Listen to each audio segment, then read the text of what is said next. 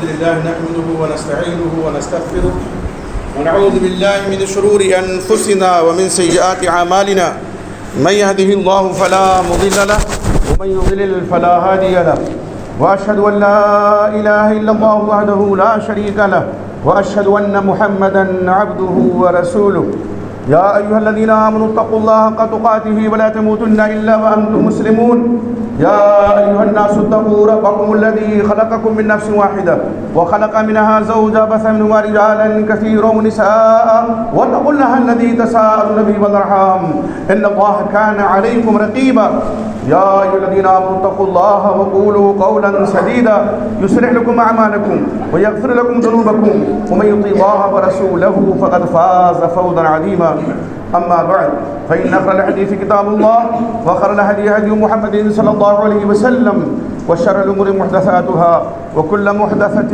بدعة وكل بدعة ضلالة وكل ضلالة في النار. أعوذ بالله السميع العليم من الشيطان الرجيم. بسم الله الرحمن الرحيم. إلا تنصروه فقد نصره الله إذ أخرجه الذين كفروا ثاني اثنين إذ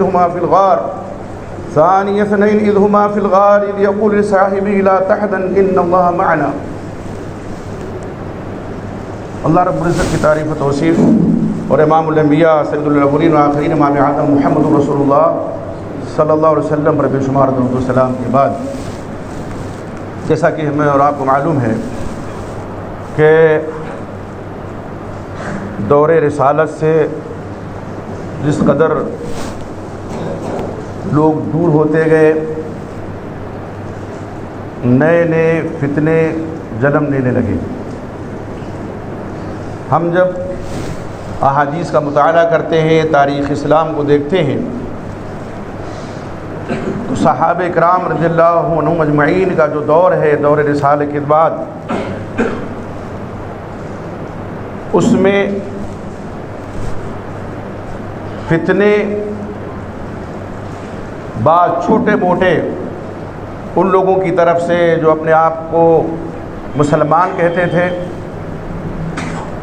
صحابہ میں ان کا شمار نہیں ہوتا تھا لیکن وہ مسلمان تھے، ان کے ذریعے سے فتنے اٹھے. اور سب سے عظیم فتنہ شہادت عثمان غنی رضی اللہ تعالی عنہ کا وجود میں آیا ہے. اور اس کے بعد سے جب فتنوں کا دروازہ کھلا تو آج بھی بند ہونے کا نام نہیں لے رہا.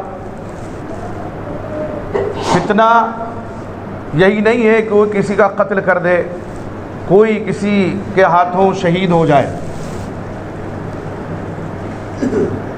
یہ وقتی فتنہ ہوتا ہے، اس کے نتائج وقتی ہوتے ہیں. وہ فتنہ جس کے نتائج بھیانک ہوں، دیر پا ہوں، دیر تک رہیں، اور ایک جم غفیر کو متاثر کر لے جائے، وہ فتنہ اس کی اثر انگیزی سے لوگ متاثر ہونے لگے، یقیناً بڑا بھیانک ہوتا ہے. بعض فتنے اغیار کی طرف سے آتے ہیں جس سے ہم نبرد آزما ہو سکتے ہیں، نمٹ سکتے ہیں انشاءاللہ. لیکن وہ فتنے جو داخلی ہوتے ہیں ان سے نمٹنا بڑا مشکل ہوتا ہے. اور ہم جب تاریخ کا مطالعہ کرتے ہیں تو یہ حقیقت ایک دم کھل کر کے سامنے آتی ہے کہ اعدائے اسلام نے جب تک اسلام سے دور رہ کر کے فتنہ برپا کرنے کی کوشش کی، کامیاب نہیں ہوئی ہے. ہاں، جب اپنے کچھ لوگوں کو انہوں نے اسلامی لباس پہنا کر کے مسلمانوں کی صفوں میں داخل کر دیا تو فتنے ان کے نہ صرف یہ کہ بہت زیادہ بڑھ گئے بلکہ اثر انگیزی بھی انتہائی بھیانک ہوئی. عبداللہ ابن سبا کو کون نہیں جانتا، ابن السودا جسے کہا جاتا ہے، یہودی نژاد، اسلام کا لباس پہنا تھا اس نے. بعد میں جو فتنے اٹھے ان کا بھی یہی حال تھا. اصل میں کوئی فتنہ اگر سمجھ میں آ جائے تو فتنہ آپ سب لوگوں کی سمجھ میں آ جائے تو فتنہ ہی کیوں ہوگا. فتنے کو سمجھنے والے کون ہیں؟ وہی جو کتاب و سنت کا گہرا علم رکھتے ہیں. جو اللہ کے نبی محمد رسول اللہ صلی اللہ علیہ وسلم کی فرمودات عالیہ سے بخوبی واقف ہیں، جن کو فتنے کے بارے میں احادیث معلوم ہیں، جب بھی کوئی فتنہ اٹھتا ہے آگاہی ان کو سب سے پہلے ہوتی ہے۔ ابھی چند سال پہلے جب داعش کا فتنہ اٹھا تھا، میں نے اسی ممبر سے اس کی نکیر کی تھی، 2 خطبہ میں نے مسلسل داعش کے خلاف دیا تھا۔ خوارج تھے وہ، اور جن کی مذمت اللہ کے نبی محمد رسول اللہ صلی اللہ علیہ وسلم نے اپنی احادیث مبارکہ میں فرمائی ہے، اور آپ نے ان کے بارے میں فرمایا کہ وہ اسلام سے ایسے نکل جائیں گے جیسے تیر شکار سے نکل جاتا ہے۔ صحیح بخاری کی حدیث میں آپ صلی اللہ علیہ وسلم فرماتے ہیں اگر میں ان کو پا جاؤں لاقتلنہم قتل عاد، ایسے میں ان کا صفایا کر دوں، ایسے قتل کر دوں جیسے عاد قتل کیے گئے، قوم عاد قتل کی گئی۔ ظاہر سی بات ہے انتہائی شریفانہ لباس، انتہائی بہت بڑی داڑھی اور ٹخنے سے اوپر پیجامہ، ازار، اور پیشانیوں پہ گٹھے پڑے ہوئے، لگتا ہے کہ بس ابھی اتر کر کے آئے ہیں، انتہائی تقویٰ شار بظاہر۔ آپ نے فرمایا قرآن پڑھیں گے حلقوم سے نیچے قرآن نہیں اترے گا۔ تمہیں کہ ایک آدمی اپنی نماز کو ان کی نماز کے مقابلے میں حقیر جانے گا، کمتر سمجھے گا، اپنے روزوں کو ان کے روزوں کے مقابلے میں کمتر سمجھے گا، لیکن وہ دین سے ایسے نکل جائیں گے جیسے تیر شکار سے نکل جاتا ہے۔ متعدد حدیث میں آپ نے فرمایا۔ ایک فتنہ جو ہمیشہ سے رہا ہے، کبھی کم کبھی زیادہ، وہ صحابہ کرام رضی اللہ عنہم اجمعین کے تعلق سے، ان کی شان اقدس میں گستاخیاں کر کے، کسی کو بڑھا کر کے، کسی کو گھٹا کر کے، جبکہ ہمارا یہ منصب نہیں ہے۔ بے شک فضل مراتب ہے، اس میں کوئی فرق مراتب ہے، اس میں کوئی دو رائے نہیں ہے، اور مرتبہ جن کا جیسا ہے اس مرتبے پہ رکھا جائے تو بھی غنیمت ہے، لیکن ایسا نہ کر کے بعض لوگ رفض و تشیع کے رنگ میں رنگ جاتے ہیں۔ صحابہ کرام سے محبت کا اعلان و اظہار بھی ہے، اور عداوت انتہائی درپردہ کی لگے بھی نہ کہ یہ صحابہ کے دشمن ہیں۔ مرزا جی کا ایک بیان میرے پاس کسی نے بہت پہلے بھیجا تھا، صحیح مسلم کی روایت کا تیا پانچا کر کے اس شخص نے رکھا، غلط مفہوم اس سے اخذ کیا، اور یہ ثابت کرنے کی ناروا کوشش کی کہ خلافت کے حقدار حضرت صدیق کے مقابلے میں حضرت علی مرتضیٰ رضی اللہ تعالیٰ ان کو پہلے خلیفہ ہونا چاہیے تھا۔ میں نے اس کا نوٹس لیا، ایک صاحب نے، میرے بھائی نے بھیجا، کسی نے۔ اب نتنے فتنے ان کی جانب سے آتے ہیں، کبھی تلوار سونت لیتے ہیں صحابہ کرام کے خلاف، اور یہ کہنا شروع کر دیتے ہیں حضرت کہ ہم نہ ہوئے ورنہ ہماری تلواریں آپ کی گردن تک ضرور پہنچ جاتی۔ کن کو کہتے ہیں؟ کن کو کہتے ہیں؟ صحابہ کرام کو۔ سیدنا معاویہ رضی اللہ تعالیٰ عنہ جو برادر نسبتی آپ صلی اللہ علیہ وسلم کے ہیں، جن کے بارے میں آپ صلی اللہ علیہ وسلم نے دعا فرمائی ہے، حضرت مغیرہ بن شعبہ کو، حضرت عمرو بن عاص کو، اور دیگر صحابہ کرام کو۔ ایک موقع پہ کسی نے پوچھا کہ حضرت کے بارے میں، تو میں نے کہا دیکھیے ابھی کچھ فیصلہ نہیں کیا جا سکتا، لیکن اگر یہی حالت رہی تو یہ شخص جب تک رفض تک نہ پہنچ جائے، رافضی نہ ہو جائے، یہ دم لینے والا شخص نہیں ہے۔ صحابہ کرام میں حضرت معاویہ کے تعلق سے سلف صالحین کا یہ بیان معلوم ہے، ہم بیان بھی کر چکے ہیں کہ حضرت معاویہ ستر ہے، صحابہ کے درمیان ایک پردہ ہے، جس نے اس پردے کو ہٹا دیا، اس پردے کو اکھاڑ دیا، صحابہ کرام کی عظمت، ان کی جلالت، ان کی عزت، ان کا وقار اس سے بچ نہیں سکتا ہے، وہ ضرور ملیا بیٹ کرنے پر آمادہ ہوگا۔ ابھی ہمارے ایک بھائی نے کل پرسوں شاید میرے پاس سوال جواب کا جو گروپ ہے ہمارا، اس میں ایک سوال کیا، کسی بھائی نے، بہت متاثر لوگ ہو جاتے ہیں، اور یقین جانیے میں بڑی ذمہ داری کے ساتھ کہتا ہوں، شرح صدر کے ساتھ، میری کتاب، میری بات مانیے، اگر کتاب و سنت کے خلاف ہے دیوار پہ نہیں کوڑے دان میں ڈال دیجیے، میری بات کو صرف دیوار پہ نہ ماریے۔ ہم نہیں کہتے ہمارے فالوور بڑھ جائیں، قطعاً نہیں، ہمیں صلح کی امید صرف اللہ رب العزت سے ہے، انسانوں سے نہیں۔ آپ دیکھیں لوگ غیر مقلدیت کے راستے پہ اس طرح بکٹر دوڑ رہے ہیں کہ علماء اور حفیظ کہتے ہیں اہل حدیث ہیں۔ کہاں کے اہل حدیث ہیں آپ نے اس شخص کی ہر بات کو حرف آخر سمجھ لیا۔ کل ایک صاحب ملے نخاس میں، اللہ ان کو جزائے خیر عطا فرمائے، ہو سکتا ہے یہاں ہو موجود، کہنے لگے ایک صاحب اہل حدیث ہیں، اور کہتے ہیں اس کی اچھی بات لے لیں، بری بات چھوڑ دیں۔ ہم نے کہی تو طے کون کرے گا اس کی اچھی بات کون سی ہے؟ وہ تو باقاعدہ طور پہ ریشمی لباس میں ملبوس کر کے اپنی بات کو سونے کی تشت میں سجا کر کے پیش کرتا ہے، آپ اس کو کوڑا سمجھیں گے؟ نہیں نا، حدیث صاحب کہا ہم اس بات پہ خوش ہیں کہ علماء کی خبر وہ لیتا ہے. ہم نے کہا یہی تو شیطان کی چال ہے، اور یہ کارندے اس کے یہی چاہتے ہیں کہ عوام الناس کو علماء سے دور کر دو تاکہ شکار آسان ہو جائے.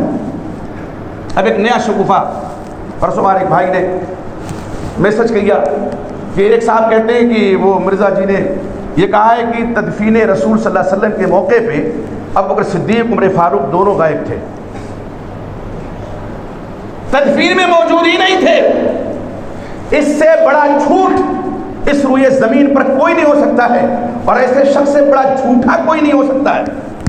آپ دیکھیں شیخ الاسلام علامہ تیمیہ رحمۃ اللہ علیہ، اور یہ صرف رافضیوں کی ہوائی ہے، ان کی چھوڑی ہوئی ہوا ہے. یہ وہ فرماتے ہیں شیخ الاسلام قد اتفق اهل العلم بالنقل والروایت والاسناد على ان الرافضه اكذب الطوائف والكذب فيهم قديم.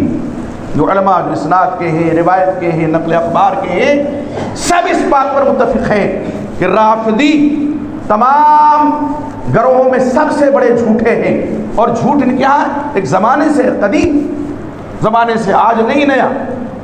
امام مالک رحمۃ اللہ علیہ سے پوچھا گیا، سئل الامام مالک امام دار الحجرہ عن الرافضہ، رافضہ کے بارے میں، فقال لا تکلمہم، ان سے بات نہ کرو، ولا تروی عنہم، ان سے روایت نہ کرو، فإنہم یکذبون، وہ جھوٹ بولتے ہیں.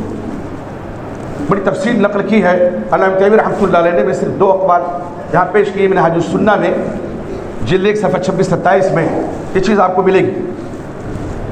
آپ دیکھیں ابو بکر صدیق رضی اللہ تعالیٰ عنہ نہیں تھے، عمر فاروق نہیں تھے. وجہ کیا بیان کی گئی؟ یہ سقیفہ بنی ساعدہ میں تھے. ساری تاریخی روایات کا بھی گلا گھونٹا اس شخص نے، صحیح روایات کا بھی گلا گھونٹا اس شخص نے. آپ صلی اللہ علیہ وسلم کی وفات کا سانحہ سوموار کو، آج میرے خیال سے ربیع الثانی کی پہلی تاریخ ربیع الاول گزر گیا،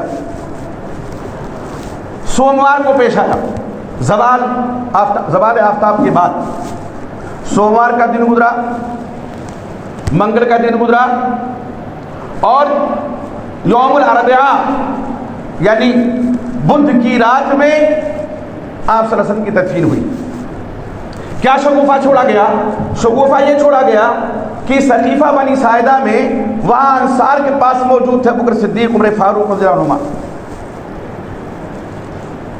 کہ سقیفہ بنی ساعدہ میں سوموار کو لوگ اکٹھا تھے، اور یہ تو انتہائی دانشمندی، انتہائی حکیمانہ قدم اٹھایا تھا افضل البشر بعد الانبیاء صدیق اکبر نے اور عمر فاروق رضی اللہ عنہ اجمعین. وہاں دیکھا جب اختلاف ہے، انصار کہتے ہیں ہم میں سے امیر ہوگا، مہاجرین کہتے ہیں آپ صلی اللہ علیہ وسلم کو وفات ہو گئی، ہم میں سے امیر ہوگا. پہنچے یہ 2 عظیم شخصیتیں پہنچی، اختلاف دیکھا، ایک شخص کھڑے ہوئے کہا منا امیر و منکم امیر، چلو معاملہ ختم کر دیتے ہیں، ایک ہماری طرف سے امیر، ایک آپ کی طرف سے. یہ تو اور زیادہ خطرناک بات تھی. حضرت زید بن ثابت رضی اللہ عنہ انصاری صحابی ہیں، قرآن مجید کو لکھنے والے کاتب وحی ہیں، حضرت صدیق کے حکم سے اکٹھا کرنے والے ہیں، وہ بھی موجود تھے. اور ان کا بیان کیا قابل قبول نہیں ہوگا؟ حضرت صدیق کھڑے ہوئے، خطبہ ارشاد فرمایا، اور فرمایا نہیں، آپ صلی اللہ علیہ وسلم کا فرمان ہے الائمۃ من قریش، ائمہ قریش سے ہوں گے. یہ حدیث رہے رسول سننا تھا. کیا انصار کیا مہاجرین، حضرت سعد بن عبادہ رضی اللہ تعالیٰ عنہ جو باقاعدہ امام آباد بیٹھے ہوئے تھے اور جس امید میں تھے کہ ہو سکتا ہے مجھے بنا دیا جائے، ان کو پھلانگتے ہوئے آئے لوگ. ابھی خطبہ دے رہے تھے حضرت صدیق اور یہ حدیث بیان کر رہے تھے. حضرت عمر کا نام پیش کرنا چاہے، حضرت عمر پہلے کھڑے ہو گئے، صدیق اکبر کا ہاتھ پکڑا اور اپنا ہاتھ ان کے ہاتھ پہ رکھا، کہا میں بیعت کرتا ہوں. مشورہ کو صدیق نے عمر فاروق کے لیے دیا تھا، لیکن عمر فاروق نے فوراً بیعت کی، دھڑام سے سب نے بیعت کی. اور یہ کافی دفعہ بیان کیا جا چکا ہے کہ آپ صلی اللہ علیہ وسلم نے کتنے اشارے کیے تھے کہ میرے بعد کون میرا جانشین ہو سکتا ہے، وہ بتانے کی ضرورت نہیں ہے. آپ دیکھیں یہ سوموار کا دن تھا. اب سوموار کا دن تھا، تدفین ہوئی ہے بدھ کی رات میں تدفین ہوئی ہے. کیا وہیں بیٹھے رہ گئے؟ جب اس کے بعد مسجد نبوی میں بھی آئے اور مجمع عام میں بھی بیعت ہوئی، لیکن تدفین کے موقع پہ یہ کہنا کہ نہیں تھے. تو ایک تو یہ شوشہ چھوڑا جاتا ہے کہ وہ تو سقیفہ بنی ساعدہ میں تھے. اس شوشہ کو جو چھوڑا گیا رافضیوں کی طرف سے، ظاہر ہے ہمارے ہاں جو حدیث کی کتابیں ہیں صحیحین کے علاوہ ان حدیث کتابوں میں صحیح بھی روایتیں ہیں، ضعیف بھی ہیں، یہاں تک کہ بعض حدیث کتابوں میں موضوع بھی روایت ہے. مصنف ابن ابی شیبہ جلد 8 صفحہ 572 میں دیکھیے، میں پوری حدیث پڑھتا ہوں سند کے ساتھ، پوری روایت حدیث کیا. امام ابن شیبہ کیا کہتے ہیں؟ حدثنا ابن نمیر عن ہشام بن عروہ عن ابیہ ان ابا بکر وعمر لم یشہدا دفن النبی صلی اللہ علیہ وسلم کان فی الانصار فدفنا قبل ان یرجع. یہ الفاظ ہیں. کہتے ہیں ہم سے ابن نمیر نے حدیث بیان کی، انہوں نے ہشام بن عروہ سے روایت کیا، انہوں نے اپنے باپ عروہ سے روایت کیا. اور عروہ کیا کہتے ہیں کہ ابو بکر و عمر آپ صلی اللہ علیہ وسلم کے دفن کے وقت موجود نہیں تھے، یہ دونوں انصار میں تھے اور ان کے واپس آنے سے پہلے آپ صلی اللہ علیہ وسلم کی تدفین ہو گئی. آئیے ذرا اس روایت کا جائزہ لیتے ہیں. یہ روایت کیسی ہے؟ کیا بات یہ روایت صحیح ہے، حسن ہے؟ نہیں، حد درجہ ضعیف ہے، مقبوۃ الاسناد یہ روایت ہے. اس میں جو راوی عروہ ہیں اس وقت تک یہ پیدا ہی نہیں ہوئے تھے، نہ وہ زمانہ انہوں نے پایا. آپ صلی اللہ علیہ وسلم کی تدفین جس وقت ہوئی تو یہ تھے ہی نہیں، پیدا ہی نہیں ہوتے، ہونے کا کوئی سوال ہی نہیں ہے.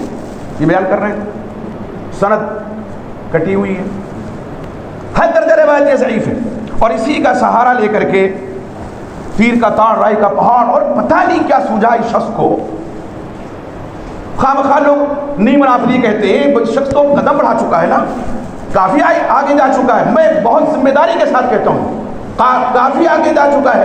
جو صدیق اکبر کی عظمت و جلالت کو تان تان کرنے پہ آمادہ ہو، اس کو آپ کیا کہیں گے؟ رفض و تشیع کی جو تخریزی ہوئی اور یہ فرقہ جو آگے بڑھا، یہ دھیرے دھیرے تو بڑھا ہے. پہلے افضلیت کی افضل یہ ہے، مفضول ہوئے ہیں، فلاں یہ ہے، ٹھیکا ہوا، اور اس کے بعد دھیرے دھیرے پھر اپنی اصلی رنگ میں. کوئی بھی جب شر فتنہ اٹھتا ہے، اگر وہ شر کے لباس میں پہلے موجود ہو جائے، سب لوگ اس سے متنفر ہو جائیں گے، دور ہٹ جائیں گے. وہ خیر کا لباس پہن کر کے آتا ہے، انتہائی خیر کا لباس. بظاہر تو بہت اچھی بات ہے، صاحب حدیث ہی تو سناتے، آپ کو کیا پتا کہ اس کی اسنادی حیثیت کیا ہے؟ وہ روایت ضعیف ہے، حد درجہ ضعیف ہے کہ صحیح ہے. آپ دیکھیں اللہ کے نبی محمد رسول اللہ صلی اللہ علیہ وسلم کی وفات ہوتی ہے سوموار کو 12 کی تاریخ سن 11 ہجری. میں نے بتایا بدھ کی رات میں دفن کر دیے جاتے تمام مدینہ کے لوگ. ایسا کیسے ہو سکتا ہے کہ آپ صلی اللہ علیہ وسلم کی وفات کا ساتھ پورا مدینہ سوگوار ہے، رو رہے ہیں لوگ. حضرت عمر فاروق تو باقاعدہ اول والا میں انکار کر دیتے ہیں. ابو بکر صدیق آتے ہیں، رمز شناس نبوت مقام سنا میں تھے، آپ کی پیشانی کو بوسہ لیتے ہیں، اور پھر جب 2 آیتیں پڑھتے ہیں اور اس طرح سے کہتے ہیں جو محمد صلی اللہ علیہ وسلم کی عبادت کرتا تھا وہ سن لے کہ آپ کی وفات ہو گئی ہے، اور جو اللہ رب العزت کا عبادت گزار ہے وہ بھی سن لے کہ اللہ حی و قیوم ہے. حضرت عمر فاروق نے فوراً طلبات پھینکی. اتنی شدید محبت تھی، دفن میں حاضر نہیں ہوں گے. خود حضرت ابو بکر صدیق رضی اللہ تعالیٰ عنہ کا بیان ہے. امام ترمذی نے شمائل میں اس حدیث کو نقل کیا، حدیث نمبر ہے صفحہ نمبر 338، اور امام البانی رحمۃ اللہ نے اس روایت کو صحیح قرار دیا ہے. ابو بکر صدیق کی روایت، خود حضرت ابو بکر صدیق کی روایت، وہ کیا فرماتے ہیں؟ یدخل قوم فیکبرون ویصلون. کچھ لوگ داخل ہوئے حجرہ رسول میں، حجرہ عائشہ میں، تکبیر کہی، نماز پڑھی، ویدعون دعا کی، ثم یخرجون پھر نکل آئے. ثم یدخل قوم پھر کچھ لوگ داخل ہوئے، تکبیر، نماز اور دعا کی، پھر واپس وہ بھی نکل آئے. حتی یدخل الناس تمام لوگ داخل ہو گئے. تدفین کا آنکھوں دیکھا حال ابو بکر صدیق رضی اللہ تعالیٰ عنہ خود بیان کر رہے ہیں.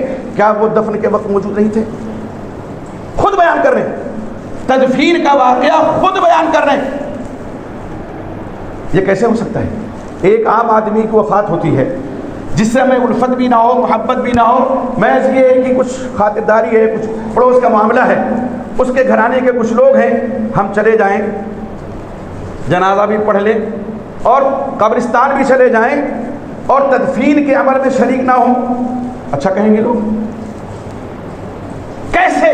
بس میں تو بڑا حیران ہوں، رافضیوں سے مجھے کوئی حیرانگی نہیں ہے، وہ جو سنیوں کا لباس پہن کر کے آتے ہیں ان سے مجھے گلا ہے، ان سے شکوہ ہے، اور ان سے میں کہتا ہوں توبہ کرو، اگر بغیر توبہ مر گئے تو یہی کل قیامت کے دن صدیق ہوں گے، عمر فاروق ہوں گے، سیدنا معاویہ ہوں گے، سیدنا مغیرہ بن شعبہ ہوں گے، سیدنا عمرو بن عاص ہوں گے رضی اللہ عنہم اجمعین، یہ تمہارے خلاف کھڑے ہوں گے، تم کیا جواب دو گے؟ آج تو کہتے ہو تلوار ہماری پہنچ جاتی، تمہاری پہنچتی کہ حضرت علی مرتضیٰ کی تلوار تم تک پہنچ جاتی مقام نہروان میں، صفایا کیا تھا خوارج کا، تمہاری ذہنیت کے لوگوں کا صفایا کیا تھا کہ تمہارے باپ دادا تھے، آبا تھے تمہارے۔ آپ دیکھیں اللہ کے نبی محمد رسول اللہ صلی اللہ علیہ وسلم آخری ایام تھے، چل رہے تھے آپ کے، 5 دن پہلے آپ صلی اللہ علیہ وسلم، حضرت ابو سعید خدری کی روایت ہے رضی اللہ عنہ، متفق علیہ روایت ہے، وہ کہتے ہیں رسول اللہ صلی اللہ علیہ وسلم منبر پہ تشریف لائے اور بھی آپ نے جو خطاب کیا اس میں آپ نے فرمایا عبد خیرہ اللہ، ایک بندہ ہے جس کو اللہ نے اختیار دیا ہے ان یؤتیہ زہرۃ الدنیا وما بین ان یؤتیہ زہرۃ الدنیا وبین ما عنده، ایک بندے کو اللہ نے اختیار دیا ہے کہ دنیا کی جو آرائش ہے، زیبائش ہے، رنگینی ہے، اس کے درمیان جو اللہ کے پاس ہے کسی کو پسند کر لے، فاختار ما عنده، تو بندے نے اللہ کے پاس جو چیز اس کو منتخب کے پسند کیا، فبکا عمر، ابو سعید خدری کہتے ہیں حضرت عمر رونے لگے، اس روایت میں، دوسری روایت میں ہے ہم نے کہی بڈھے کو دیکھو یہ رو رہے، ایک بندے کو اختیار دیا گیا ہے، اب اس نے اللہ کے پاس جو اس کو پسند کر لیا، رونے کی کیا بات ہے؟ کہتے ہی حضرت ابو سعید خدری فکان رسول اللہ صلی اللہ علیہ وسلم هو المخیر، جن کو اختیار دیا گیا تھا وہ نبی کرم صلی اللہ علیہ وسلم کی ذات گرامی تھی، اور وکان ابو بکر اعلم نبی، حضرت بکر ہم میں آپ صلی اللہ علیہ وسلم کے بارے میں سب سے زیادہ جاننے والے تھے کہ آپ کا وقت رحیل اب آ چکا ہے، دنیا سے جانے کا وقت آ گیا، وقال رسول اللہ صلی اللہ علیہ وسلم، اسی سے آپ صلی اللہ علیہ وسلم نے اسی مجلس میں فرمایا ان امن الناس علی فی مالہ و صحبتہ ابو بکر، سب سے بڑا احسان اپنا مال دے کر کے اور اپنی صحبت سے جو احسان کیا ہے ابو بکر نے، اس سے بڑا احسان کسی نے میرے اوپر نہیں کیا، سب سے بڑا احسان ابو بکر کا ہے۔ اور فرمایا وَلَوْ كُنْتُ مُتَّخِذًا خَلِيلًا، اگر میں کسی کو خلیل بناتا لَاتَّخَذْتُ أَبَا بَكْرٍ خَلِيلًا، تو پھر صدیق کو خلیل بناتا، وَلَكِنْ أُخُوَّةُ الْإِسْلام، لیکن اسلام کی جو اخوت ہے، ہمارے وہ بھائی ہیں ایمان ہے۔ اور پھر آگے ارشاد فرماتے ہیں کوئی بھی دروازہ، خوخہ کہتے ہیں چھوٹے دروازے کو، مسجد نبوی کی غربی جانب دروازہ حضرت صدیق کے گھر کا کھلتا تھا، اور بھی دروازے تھے، سارے دروازے آپ نے بند کروا دیے، فرمایا لا تبقین فی المسجد خوخۃ الا خوخۃ ابو بکر، ابو بکر کے اس دروازے کے علاوہ کوئی دروازہ باقی نہ بچے، سب کو بند کروا دیں۔ آخری لمحات ہیں آپ کے، آخری ایام آپ کے چل رہے ہیں، اور اس موقع پہ ابو صدیق رضی اللہ تعالی عنہ کے بارے میں آپ یہ فرما رہے ہیں، اور ابو صدیق تدفین میں حاضر نہیں ہوں گے۔ سیدنا علی جن کو ابو صدیق سے افضل قرار دینے کے لیے ساری مزمارائی کی جاتی ہے، یوٹیوب کی دنیا سجائی جاتی ہے، آپ دیکھیے سیدنا علی مرتضیٰ رضی اللہ تعالیٰ عنہ وہ کیا فرماتی ہیں۔ حضرت عمر فاروق رضی اللہ عنہ کی وفات ہوتی ہے، میں نے اس حدیث کو اپنی کتاب میں نقل کیا ہے، جس میں ہم نے یہ بتانے کی کوشش کی ہے کہ سیدنا علی اور خلفائے ثلاثہ آپس میں شیر و شکر تھے، الفت و محبت ان کے درمیان تھی، عداوت و دشمنی نہیں تھی۔ عمر فاروق رضی اللہ عنہ کی وفات ہوتی ہے، آتے ہیں اور بھی ارشادات ہیں ان کے، فرماتے ہیں آخر میں انی کنت کثیرا سمع النبی صلی اللہ علیہ وسلم، میں اکثر نبی صلی اللہ علیہ وسلم سے میں نے سنا، کیا فرماتے تھے آپ؟ ذهبت انا ابو بکر و عمر، میں گیا، ابو بکر گئے، عمر گئے، دخلت انا ابو بکر و عمر، میں داخل ہوا، ابو بکر داخل ہوئے، عمر داخل ہوئے، خرجت انا ابو بکر و عمر، میں نکلا، ابو بکر نکلے، عمر نکلے، صحیح بخاری کی حدیث ہے۔ صحیح مسلم میں روایت ہے، صحیح بخاری کی حدیث نمبر 3482، ابو صدیق عمر فاروق کا ذکر خیر کر رہے ہیں۔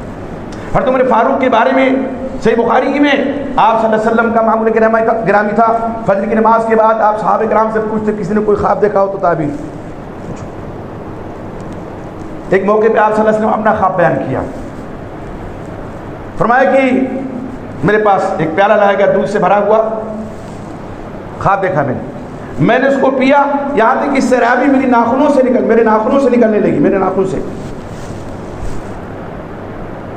ثم اعطیت فضلی، اور پھر میں نے جو بچا ہوا دودھ تھا اس کو میں نے حضرت عمر کو دے دیا۔ صحابہ نے پوچھا فما اول تو یہ رسول اللہ، اللہ کے رسول اس کی تعبیر آپ نے کیا کی؟ اس کی تعبیر آپ نے کی؟ آپ نے فرمایا العلم، علم، یعنی علم میں عمر رضی اللہ عنہ کا مرتبہ اتنا بڑا۔ اور ایک حدیث میں تو آپ نے فرمایا، بارہا آپ نے سنا ہے، میرے بعد اگر کوئی نبی ہوتے وہ عمر ہوتے۔ اتنا بڑا مقام حاضر نہیں رہیں گے،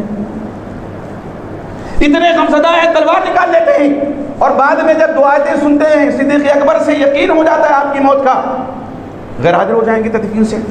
ایک لمحے کے لیے آدمی سوچ کیسے سکتا ہے؟ اس میں بہت زیادہ دلیل کی ضرورت بھی نہیں ہے۔ وہی یہ شوشہ چھوڑے گا جس کے دل میں صحابہ کرام کے تعلق سے بغض ہے، کینہ ہے، کپٹ ہے، عداوت ہے، دشمنی ہے۔ اور ایسے لوگوں کے بارے میں امام ابو زرعہ راضی رحمۃ اللہ علیہ اس موقع پہ یاد آئے، وہ فرماتے ہیں لو رأیت رجلا ینتقص احد من اصحاب النبی صلی اللہ علیہ وسلم، اگر تم کسی کو دیکھو کہ صحابہ کرام میں سے کسی ایک صحابی رسول کی شان میں تنقیص کرتا ہے، ان کی شان کو گھٹاتا ہے، فاعلم انہ زندیق، جان لو وہ شخص زندیق ہے، اسلام سے اس کا کوئی تعلق نہیں ہے، زندیق ہے وہ شخص۔ کیوں؟ اس لیے کہ قرآن حق ہے، اللہ کے وسلم حق ہے، اور قرآن و حدیث اور سنت رسول کو ہم تک پہنچانے والے یہی صحابہ کرام رضی اللہ عنہم ہیں۔ تو یہ دشمنان اسلام چاہتے یہ ہیں کہ ان صحابہ پر تان کرو، تانہ دنی کرو، مطعون کرو، ان کے مقام کو گھٹاؤ تاکہ اسلام پہ حملہ آسان ہو جائے۔ قرآن کے پہلے گواہ صحابہ کرام، قرآن کے پہلے گواہ، حدیث کے پہلے گواہ، پہلے راوی صحابہ کرام۔ آپ صلی اللہ علیہ وسلم کے قلب طاہر پہ قرآن کا نزول ہوا، آپ نے تلاوت فرمائی، سب سے پہلے سننے والے صحابہ کرام، آپ نے حدیث مبارکہ بیان کی، سب سے پہلے مخاطب صحابہ کرام اور صحابہ کے بارے میں۔ اور آخری تو یہاں تک کہتے ہیں کوئی بھی موجود نہیں تھا تدفین میں سوائے 3-4 لوگوں کے۔ تکفین میں ان کا نام آتا ہے کہ کفن پہناتے ہوئے تھے، غسل دیتے وقت تھے، حضرت علی تھے، حضرت اور دیگر لوگ تھے، لیکن تدفین کے موقع پہ ایسی کوئی روایت نہیں جس سے یہ ثابت ہو کہ صحابہ غائب تھے، ایسی بھی کوئی روایت صحیح نہیں ہے جس سے یہ ثابت ہو کہ ابوبکر صدیق عمر فاروق رضی اللہ عنہ غائب تھے۔ آپ دیکھیں حضرت حذیفہ بن یمان رضی اللہ تعالیٰ، یہ بھی ترمذی کی روایت ہے، مسند احمد میں روایت موجود ہے، اور امام البانی رحمۃ اللہ علیہ نے سلسلہ صحیحہ ہے اس کا ذکر کیا ہے۔ حضرت حذیفہ کہتے ہیں قال رسول اللہ صلی اللہ علیہ وسلم نے فرمایا اقتدوا بالذین من بعدی ابی بکر و عمر، اقتدا کرو میرے بعد دو لوگوں کی، کون؟ ابو بکر اور عمر، دو۔ حضرت علی مرتضیٰ کی دوسری گواہی لیجیے، وہ نبی صلی اللہ علیہ وسلم سے روایت کرتے ہیں کہ آپ صلی اللہ علیہ وسلم نے فرمایا ابو بکر و عمر سیدہ کہول اہل الجنہ من الاولین والآخرین ما خلا النبیین والمرسلین لا تخبرما یا علی۔ یہ بھی ترمذی کی روایت ہے، مسند احمد کی روایت ہے، امام البانی رحمۃ اللہ علیہ نے صحیحہ میں اس کا ذکر کیا کہ جو ادھیڑ لوگ ہیں جنتی ان کے سردار ہوں گے کون؟ ابو بکر و عمر، اولین سے لے کر کے آخرین تک سوائے نبیوں اور رسولوں کے۔ ظاہر نبیوں کے کیسے سردار ہو سکتے ہیں یہ دونوں، رسولوں کے سردار کیسے ہو سکتے ہیں؟ آپ نے ما خلا النبیین والمرسلین، ساتھ فرماتے لا تخبرہما یا علی، علی ان دونوں کو بتانا نہیں ہے۔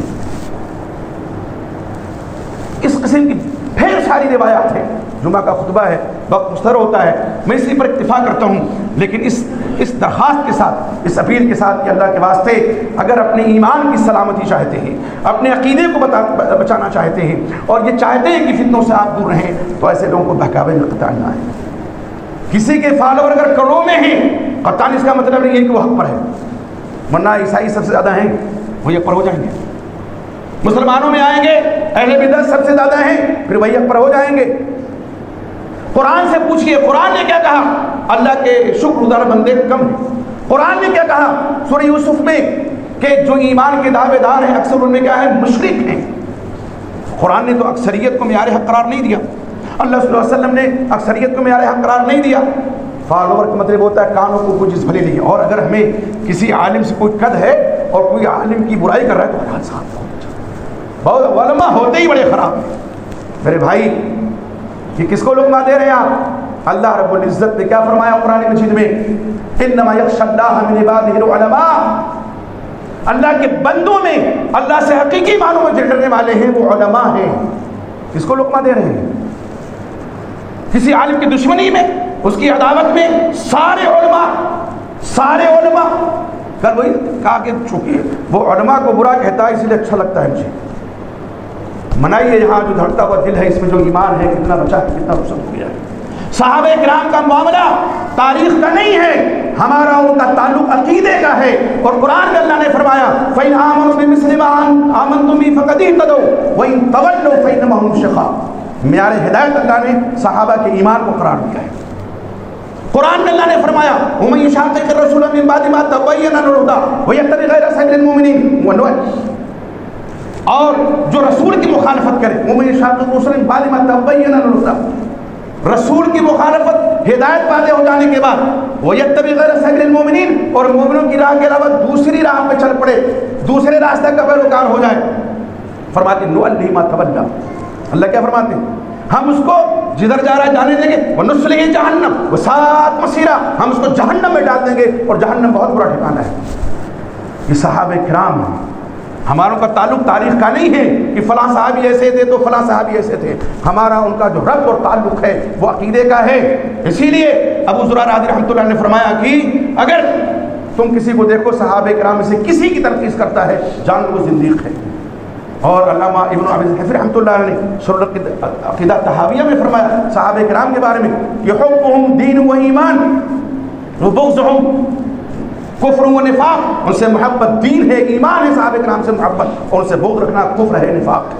اور بھی بات اللہ سے دعا کیجیے کہ اللہ تعالیٰ ہمارا حشر صحابہ کرام رضی اللہ عنہ اجمعین کے ساتھ کرے. ہمارے دلوں میں صحابہ کرام، شیخین کریمین اور عشرہ مبشرہ اور دیگر تمام صحابہ کرام کی محبت اللہ رب العزت فرما دے. اللہ رب العزت ہمیں تمام فتنوں سے، تمام آزمائشوں سے محفوظ فرما دے. اللہ ہم تیرے عاجز و ذمہ بندے ہیں، گنہگار ہیں، سیاہکار ہیں، لیکن تیرے در سے وابستہ ہیں. اللہ ہمارے گناہوں کو معاف فرما، ہمارے عدشوں کو معاف فرما، ہماری خطاؤں کو معاف فرما. اللہ رب العزت جو بیمار کو شفا عطا فرما. اللہ رب العزت جو بیمار ہے ہمارے بھائی کو شفا عطا فرما. اللہ رب العزت ہمارے بھائی کو قرضدار ہیں، اللہ کوئی آسان سی سبیل پیدا فرما دے، ان کا قرض دور ہو جائے. اللہ ہمارے مسلمان بھائی جو دنیا کے کسی خطے میں پریشان حال ہیں، اللہ ان کی پریشانی کو دور فرما. اللہ رب العزت ہمارے صفوں میں اتحاد و اتفاق پیدا فرما دے. اللہ رب العزت ہمارے دلوں کو آپس میں جوڑ دے. اللہ اگر ہمارے دل میں اپنے کسی مومن بھائی کے تعلق سے بغض ہے، کینہ ہے، کپٹ ہے، حسد ہے تو اللہ تمام قلبی بیماریوں کا خاتمہ فرما دے. اللہ رب العزت جن کے والدین یا والدین سے جو حیات ہے توفیق عطا فرما، ان کی خدمت کر کے تیرے رضا حاصل کر رہے. اللہ میں جن کے والدین یا والدین سے جن کی وفات ہو چکی ہے اللہ ان کی بار بار مغفرت فرما. اللہ رب العزت ہمیں جو مومن مرد مومنہ عورتیں جن کی وفات ہو چکی ہے اللہ ان کے گناہوں کو معاف فرما، ان کی لغزشوں کو معاف فرما، ان کی خطاؤں کو معاف فرما. اللہ تعالیٰ یہ وطن ہمارا پیارا وطن ہے، اس وطن سے ہمیں فطری محبت ہے. اللہ اس وطن میں ہمیں امن و امان کی زندگی عطا فرما. ہمارے ایمان کی، ہماری جان، ہمارے مال کی حفاظت فرما. ہماری عزت و آبرو کی حفاظت فرما. اللہ ہمیں امن و سکون کی زندگی عطا فرما. تمام فتنوں، تمام آزمائشوں سے ہمیں محفوظ فرما دے. اللہ رب العزت اس دنیا میں جب تک ہیں ایمان کی حالت میں زندہ رہیں، اور جب ہمارا خاتمہ ہو تو ہمارے لبوں پہ اشہد ان لا الہ الا اللہ واشہد ان محمدا عبدہ ورسولہ کا کلمہ جاری ہو. آمین.